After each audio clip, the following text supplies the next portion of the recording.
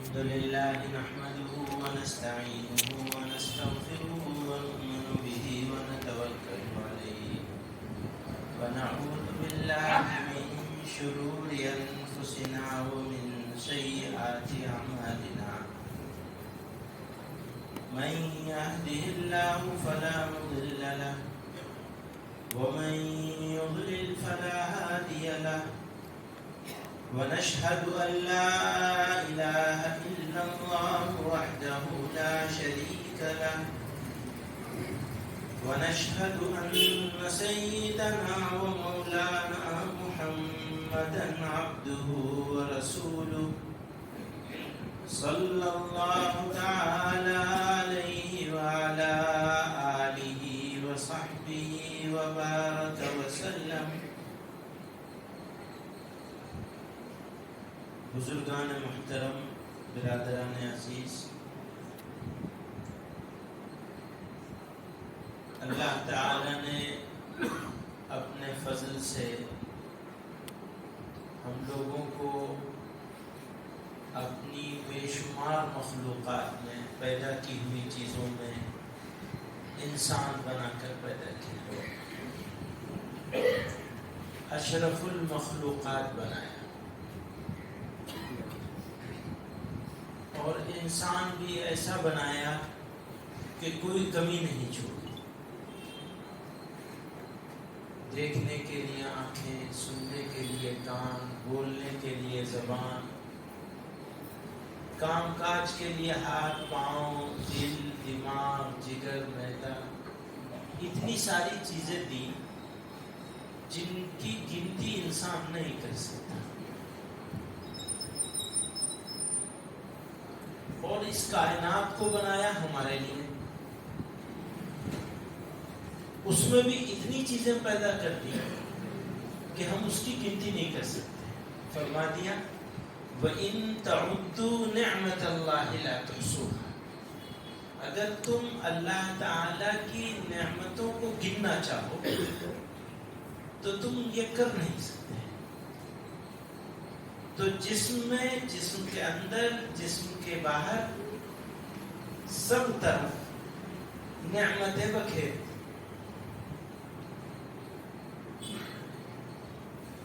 عقل دیتی، اسی نے شرف عطا فرمایا. شرف حاصل ہونے والی چیزوں میں سے ایک چیز عقل ہے، جو دوسرے جانداروں کے پاس ہے، انسان کے پاس. پھر فرمایا کہ دنیا تمہارے لیے بنائی گئی. پیغمبر علیہ الصلوۃ والسلام فرماتے ہیں دنیا تمہارے لیے بنائی گئی اور تم کو آخرت کے لیے بنایا گیا. تو غلطی انسان سے کہاں ہوتی ہے کہ وہ دنیا کو اپنے لیے نہیں بلکہ اپنے کو دنیا کے لیے سمجھ بیٹھتا ہے. اسے معلوم ہے کہ مرنا ہے. اسے کوئی بھی آدمی ہو دنیا میں، کسی مذہب کا ماننے والا ہو یا لا مذہب بھی ہو، اسے معلوم ہے کہ اسے مرنا ہے. اب جو لوگ اللہ اور اس کے رسول صلی اللہ علیہ وسلم کو ماننے والے ہیں، ان کے سامنے ایک لائحہ عمل ہے.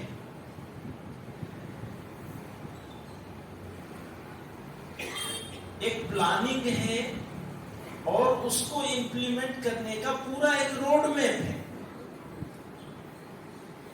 پلاننگ کیا ہے؟ اللہ میاں کو راضی کرنا، مقصد جسے کہیں اور اچھی زبان میں.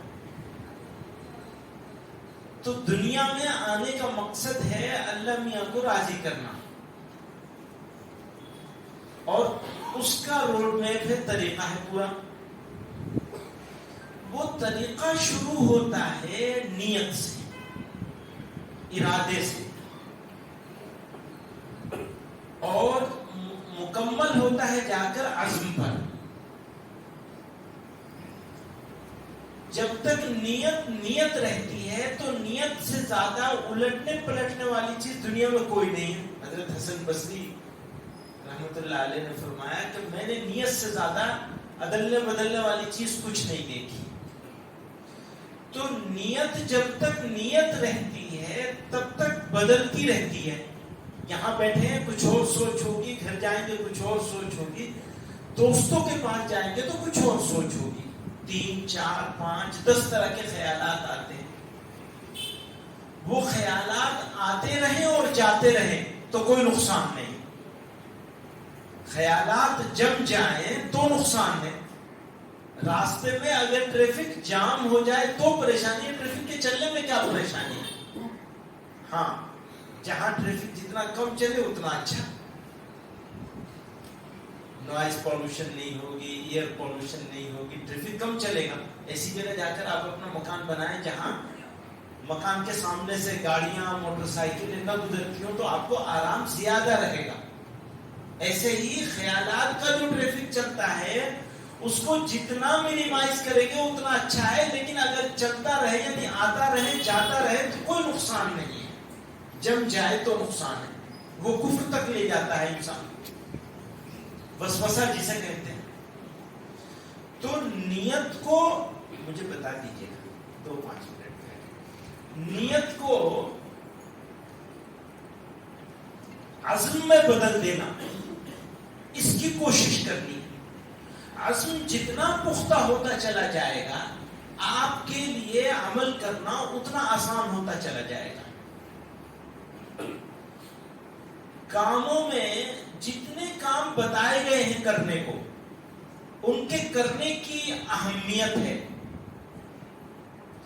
جتنے کام بچنے کے لیے بتائے گئے ہیں ان کی اپنی اہمیت ہے. دونوں کی اپنی اپنی اہمیت ہے. کسی جگہ کرنا زیادہ ضروری ہو جاتا ہے, کسی جگہ بچنا زیادہ ضروری ہو جاتا ہے. جیسے اللہ میاں کو ماننا ضروری ہے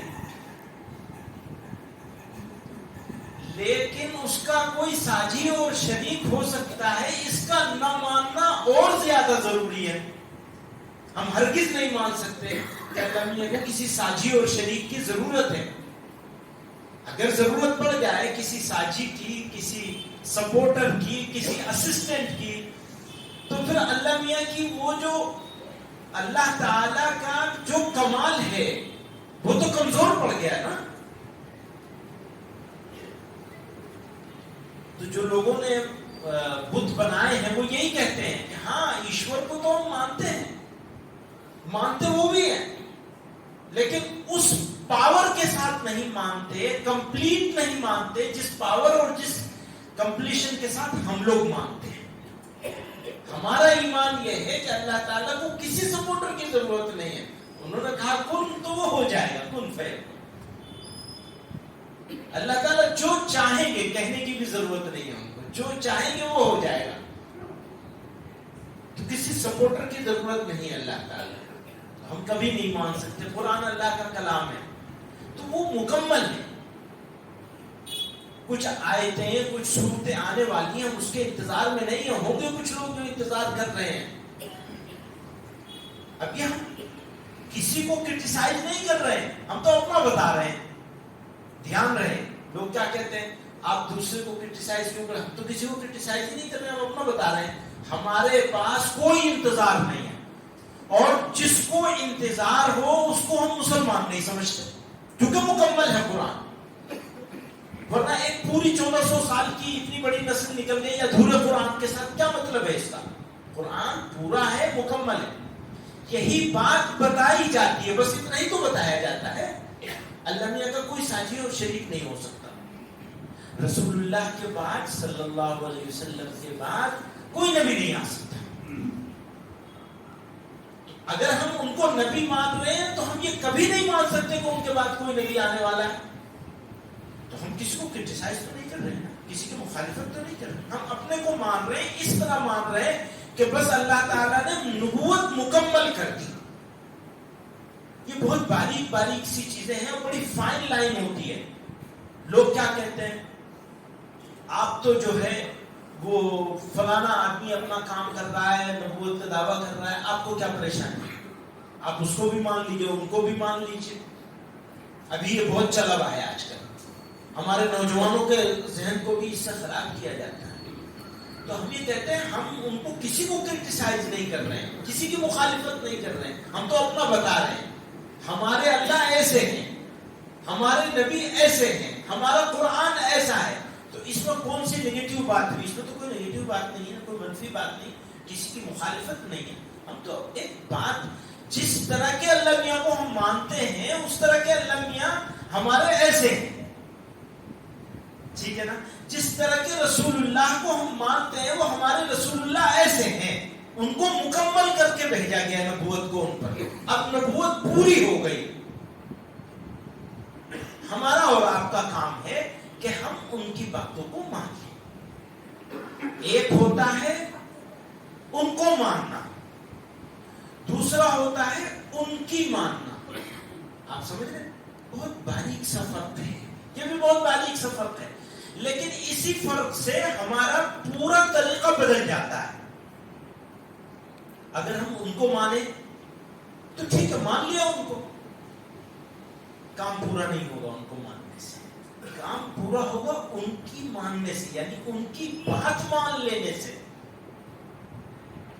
پورا تبھی ہوگا کام.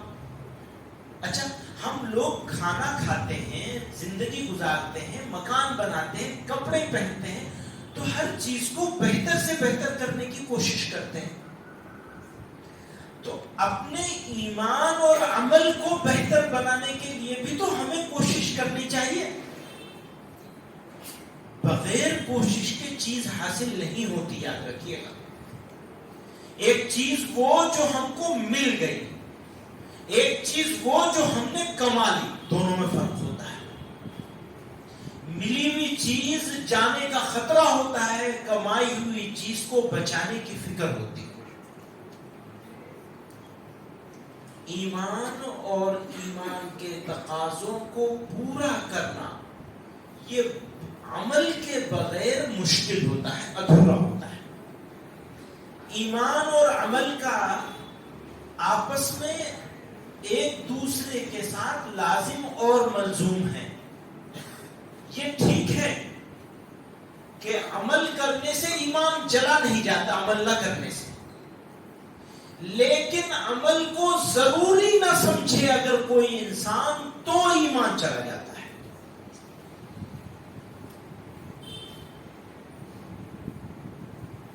اس کی ایک بہت موٹی سی مثال ہے. مثلا کوئی آدمی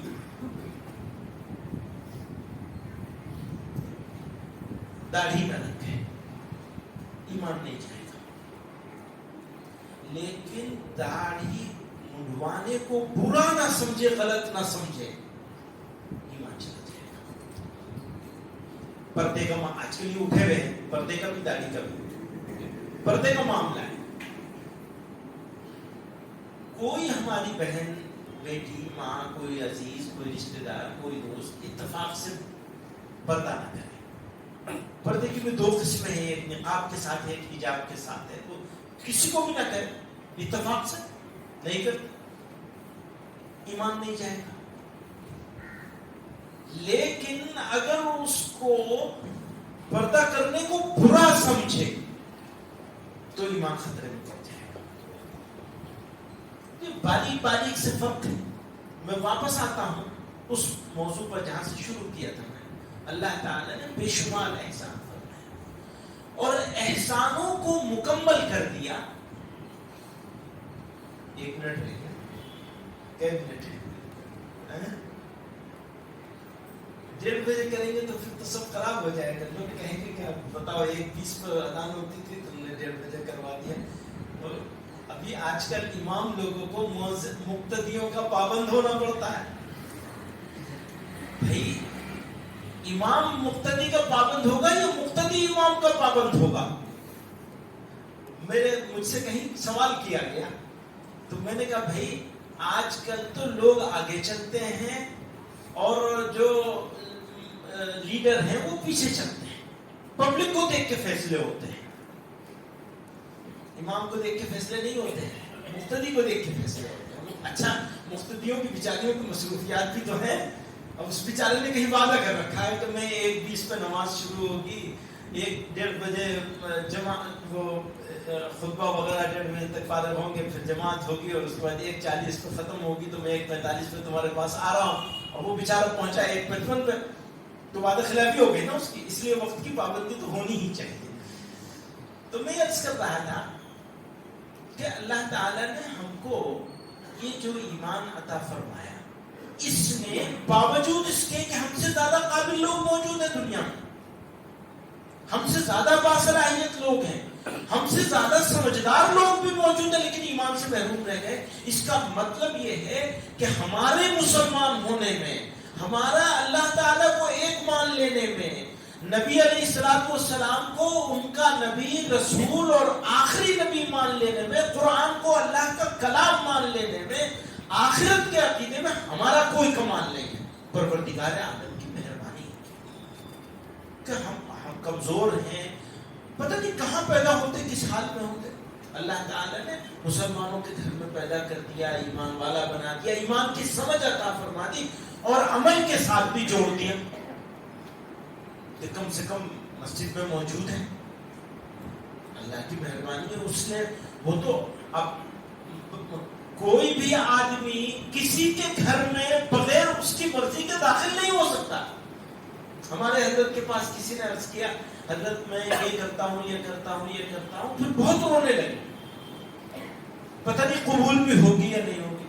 ہمارے حضرت کچھ نہیں بولے، خاموش رہے. پھر فرمایا اگر قبول نہیں کرنا ہوتا تو تمہیں توفیق کیوں دیتے؟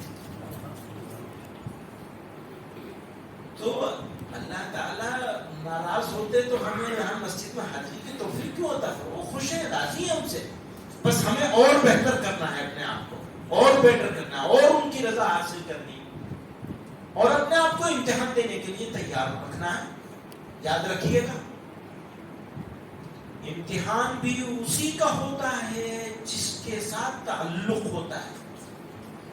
ناگواری بھی اسی سے ہوتی ہے جس سے تعلق ہوتا ہے. جن لوگوں نے اللہ میاں سے جہنم کے ڈر کی وجہ سے اللہ میاں گناہوں سے بچا لیا، عبادت کر لی، ان کا ایک مقام ہے.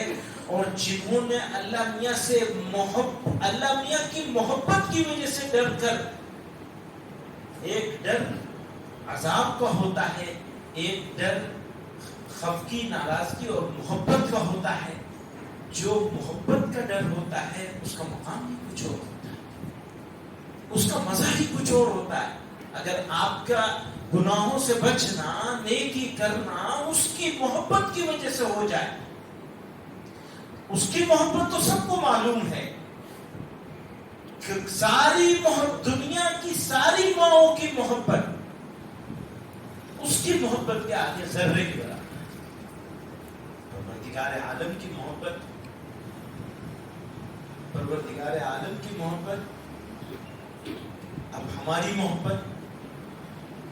تو اللہ تعالی ہم کو اپنے آپ سے سچی محبت کی توفیق عطا فرمائے، کامل ایمان عطا فرمائے، ایمان کی قدر کرنے کی توفیق عطا فرمائے، آخرت کی فکر عطا فرمائے، اور ہر طرح کی مایوسی سے بچائے. کوئی مایوسی کی ضرورت نہیں. حالات کیسے بھی ہو جائیں، ہمارے لیے ہی تو نہیں ہے حالات. آپ یاد رکھیے گا، کوئی ڈرنے کی، کوئی مایوس ہونے کی، کوئی پچمردہ ہونے کی کوئی ضرورت نہیں ہے. اگر کچھ کمی ہو رہی ہے تو ہماری کمی کی وجہ سے کمی ہو رہی ہے، یا پھر اللہ تعالیٰ خوش ہے. اب یہ فیصلہ ہمیں کرنا ہے کہ ہمارے اعمال اور ہمارا کردار کیسا ہے، کہ اللہ تعالیٰ خوش ہو کے امتحان لے رہے ہیں، یا پھر ہمارے کردار کی وجہ سے ہم اس حالت میں مبتلا کیے. تو کردار کو، اپنے کیریکٹر کو تبدیل کرنے کی ضرورت ہے، اس کے اوپر بھی کام کرنے کی ضرورت ہے، خصوصاً نوجوان بچوں اور بچیوں کے کیریکٹر کو. سوسائٹی کو کیریکٹر بلڈنگ کے اوپر کام کرنا ہے، اپنے نسلوں کی کیریکٹر بلڈنگ کے اوپر کام کرنا ہے. جتنا گھر کے پالتو جانوروں کو ہم توجہ دیتے ہیں، ہم اپنے بچوں کو اگر اتنی توجہ بھی دیتے ہیں تو انشاءاللہ ہماری قوم کی حالت کو بدلنے کے لیے کسی ایکسٹرنل سپورٹ کی، باہری مدد کی کوئی ضرورت نہیں رہ جائے گی. وآخر دعوانا